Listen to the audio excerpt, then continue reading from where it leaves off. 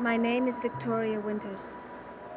Everyone here at Collinwood is concerned with the mysterious death of a friend, a concern shared by others in other rooms in Collinsport.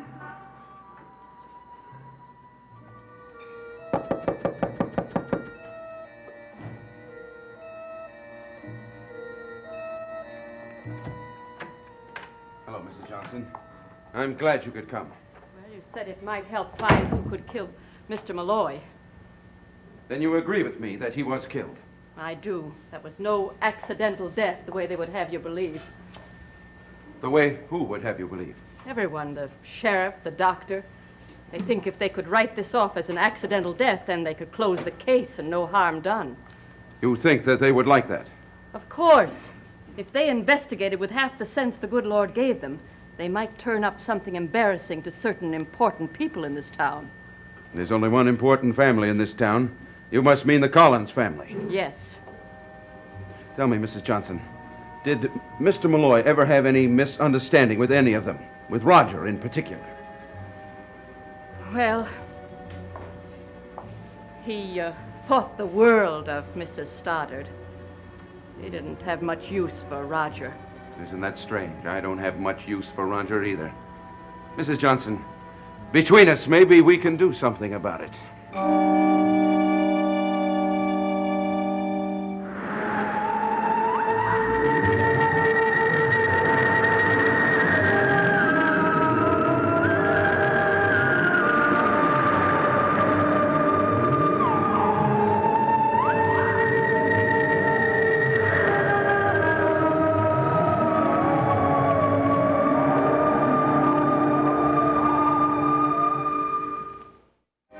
Sit down, Mrs. Johnson. You were Bill Malloy's housekeeper for a good many years, weren't you? I was. You were very fond of him, weren't you? I guess everyone in town knew that, except possibly Mr. Malloy.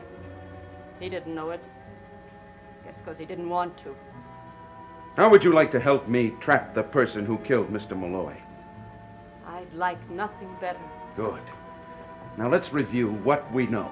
Well, there's only one thing that I know, and that is Mr. Malloy is dead.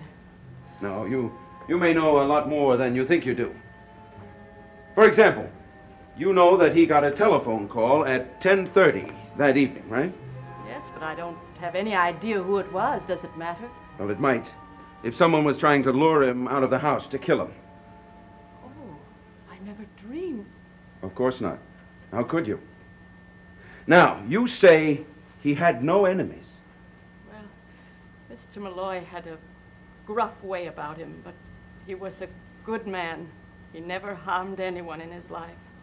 Perhaps he was going to harm someone. Not knowingly. He wouldn't harm anyone. Even if it was to help Elizabeth Stoddard? Oh, her. Well, yes. If it was to help her, I guess he would have done almost anything. And if someone wanted to prevent that from happening? Oh, I see what you mean. Yes. All right, now. We know that he was alive and well when you left the house. What time was that? Not more than 5 minutes after the phone call. And he was dead at 10:45. You know that you might have walked right past the killer? He might have even been waiting outside the house for you to leave. Oh, no. I can't believe that. It had to be. He died at 10:45. At least his watch was broken then. He loved that watch. It was given to him by his father. It seems a silly thing to cry over a broken watch when the man himself was broken, killed, thrown into the sea to disappear. But he didn't disappear. He was washed ashore at midnight, at the base of Widow's Hill, at Collinwood. I think he was seeking out his murderer.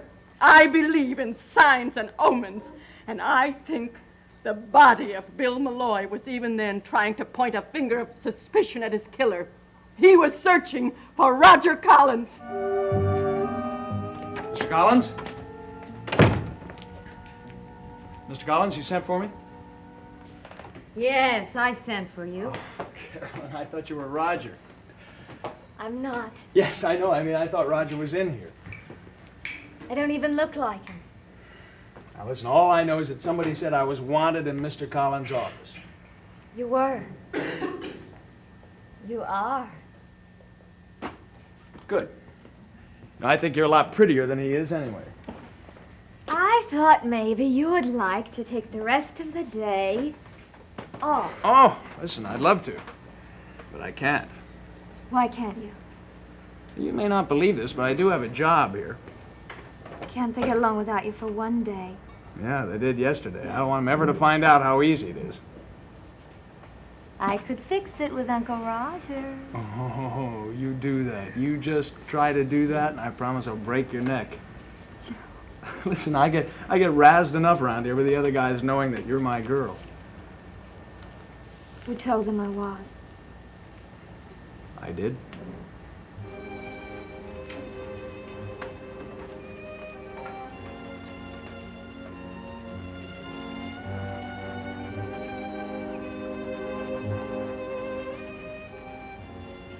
Joe, I need help. Oh, what's wrong? I'd like you to take me to lunch. I thought I was going to take you to dinner. Well, let's just make it an early dinner. Like now.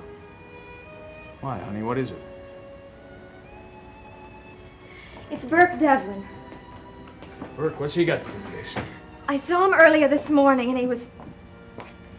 Well, he said some things I just couldn't stand. About what? Oh, what difference does it make, Joe? Can't we just go somewhere and forget about Listen, Burke? what did Burke say to upset you? I told you it doesn't matter. Well, it does to me now. Come on, what did he say? I'm sorry I mentioned it. Can't you just forget about No, it? I can. Now, sweetheart, you got me all upset, and I want to know what's...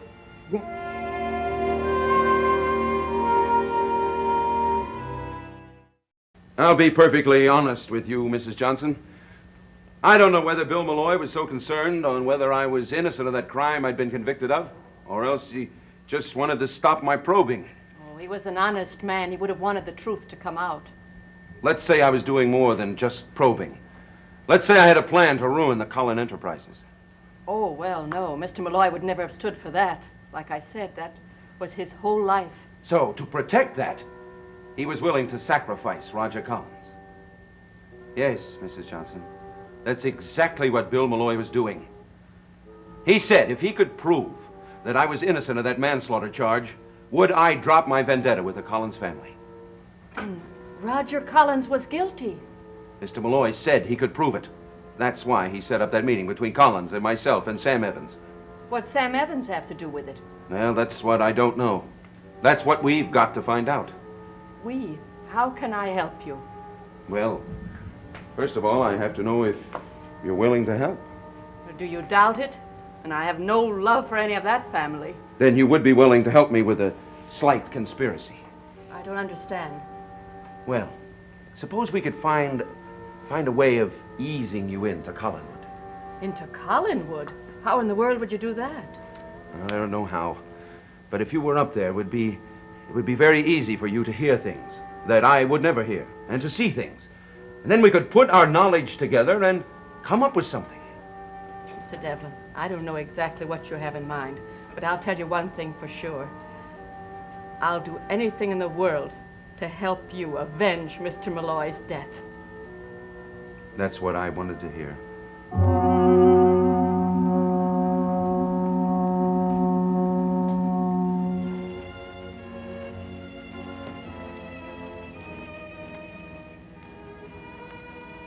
Are you sure you don't want to take the rest of the day off and go somewhere with me?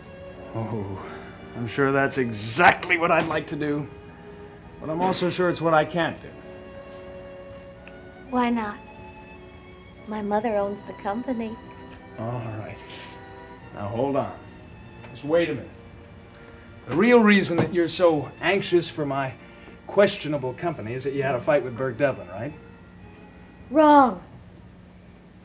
At least partially wrong. All right, come on, let's have it. What did he say that was so horrible? He practically accused Uncle Roger of having something to do with Mr. Malloy's death. What? Burke has it in the back of his head that Mr. Malloy was going to have this big meeting, that would prove Burke was not driving that car that killed somebody 10 years ago. But if Burke is innocent, that means your Uncle Roger'd have to be guilty. Joe, why do you think I'm so upset? Well, you don't have to be. Burke must be lying, that's all. But what for? Why is he doing it? Revenge? For what? Well, Burke was once sort of engaged to be married to Laura. Roger's wife. Yep. Everything was just great until she met Roger, and then she had a chance to compare the two. Well, Burke didn't have anything to offer, and Roger had everything. So she picked him. You can't blame her. And you think Burke has resented that all these years? Well, why not? I would. Now, look, suppose you and I were engaged to be married, right? And everything is going along just great. And all of a sudden, this guy comes along with all the money in the world, and he's kind of sophisticated compared to good old easygoing Joe. So you get carried away with this guy, and where does that leave me? Out in the cold, twiddling my thumbs. You think I wouldn't resent that? A second ago, you said you wouldn't blame the girl. Well, it's a hypothetical case we're talking about. All I mean is that I just think that maybe Mr. Burke Devlin is something less than perfect. All right, I agree. He's less than perfect. So why don't you be less than perfect, too? Me? You're kidding. Take the rest of the day off. We'll drive out to the beach and stare at the sand fiddlers. Carolyn, the minute I walk out that door, that's when somebody's going to want me for something around here. What about me, Joe? I want you for something right now. What? I want you to take me out to the beach, where we can sit and listen to the waves and forget all about Burke Devlin. You sure you want to forget about him?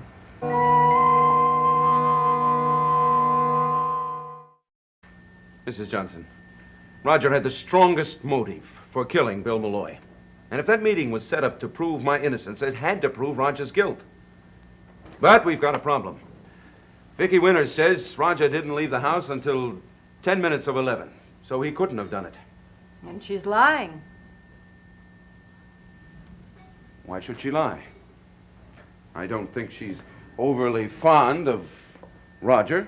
Well, she's his son's tutor, and maybe she thinks it's important to keep her job.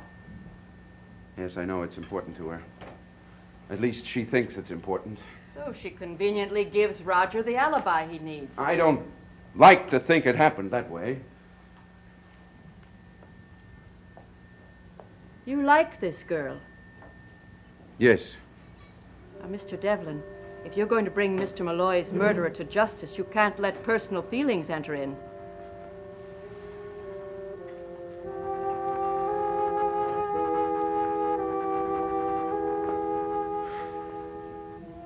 All right, we'll have to assume that Vicky was lying, or at least mistaken about the time Roger left the house. Because I think he left in time to kill Bill Malloy and then get to the meeting.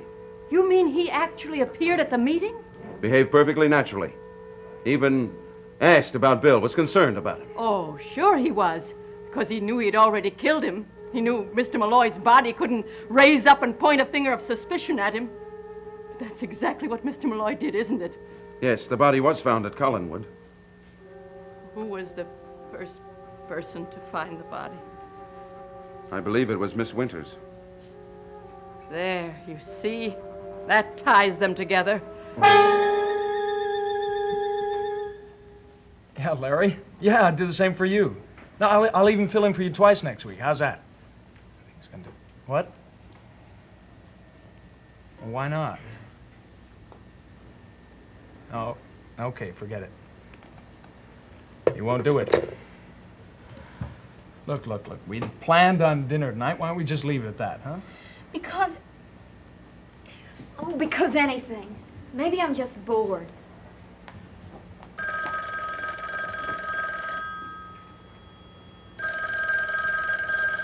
Aren't you going to answer it? It's your uncle's phone, not mine. Oh, for heaven's sake. Hello, this is Carolyn Stoddard. Yes, he is. It's for you. Yeah? Oh, yes, sir, yeah.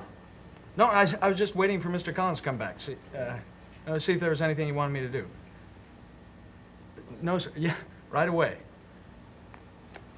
See how important I am? Can't do without me. Who was that? I'll ask him myself. No! Don't you want to go somewhere with me? Yes, I do. To dinner. Right now, I gotta get back to work. I think you're acting like an idiot. Yeah, but I'm an idiot with a job. Look, maybe I can finish up in a hurry. Why don't you wait right here? I'm tired of waiting. For anything. Now, don't go away sore. I'm not sore. Oh, I don't know what I am. Don't worry about me, Joe. I'll find something to do.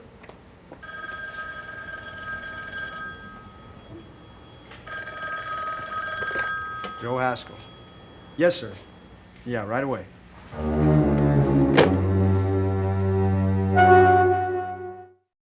What I want you to do is see if you can't get a job at Collinwood. Well, that won't be easy. They haven't had any help there in 18 years, excepting Matthew Morgan. Then there's time they had some. Someone like you, Mrs. Johnson. Naturally, the suggestion can't come from me. They'd start to suspect. Well, everyone in Collinsport knows it's useless to apply. We've got to find a way of placing you in Collinwood.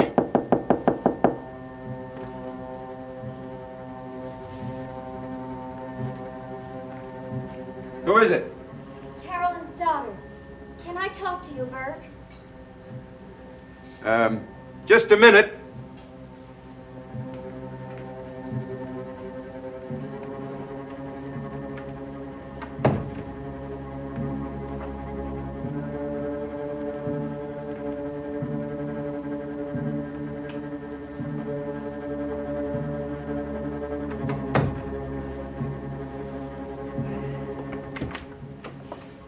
Come in, Vicky. Sorry to keep you waiting. That's all right. I'm used to waiting. Well, what can I do for you? Well, I told you I was going to talk to Uncle Roger about the things you said. Well, did you talk to him? Yes. He denied everything. No. Please don't make fun of me, Burke. I'm mixed up enough as it is. There must be some other way that accident happened. Some way you've never even thought about. Well, if there is, I wish you would let me know. Why do you have to be so stubborn? Stubborn? I think I've been very patient. I was patient for 5 years in prison and then 5 years later. It's all so long ago. Bill Malloy's death wasn't a long time ago. Now you're just being mean. Uncle Roger could no more have killed Mr. Malloy than I could. Do you mind if I get a drink of water? Carolyn! That place is an awful mess. I'll get it for you. Thank you.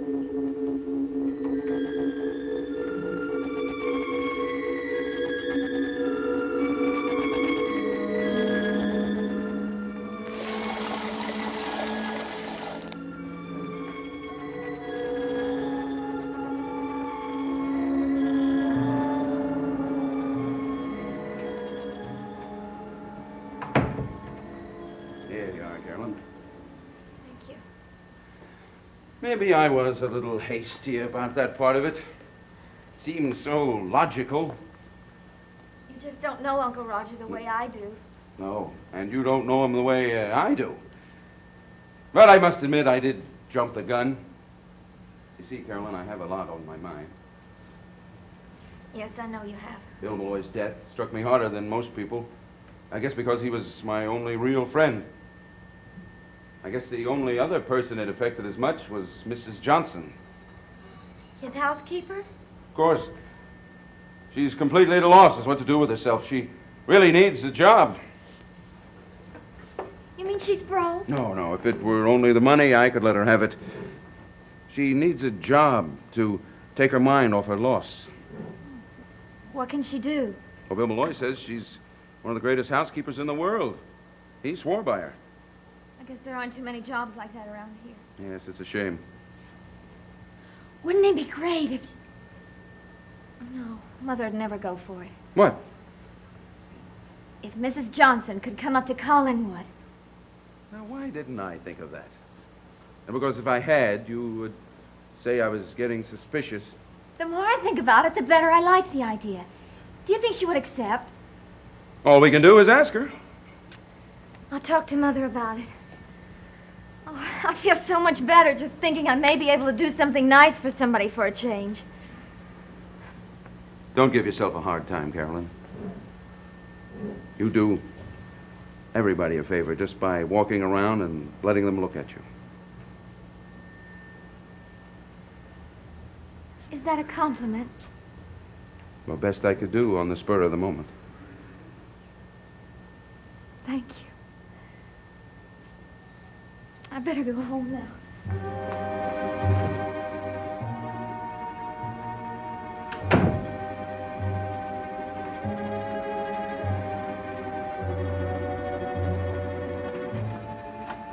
I'm sorry to hide you in here like that.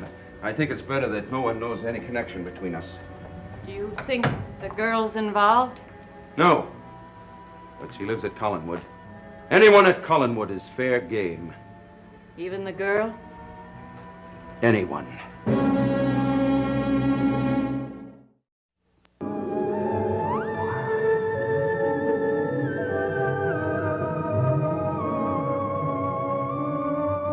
Stay tuned for Where the Action Is next on ABC.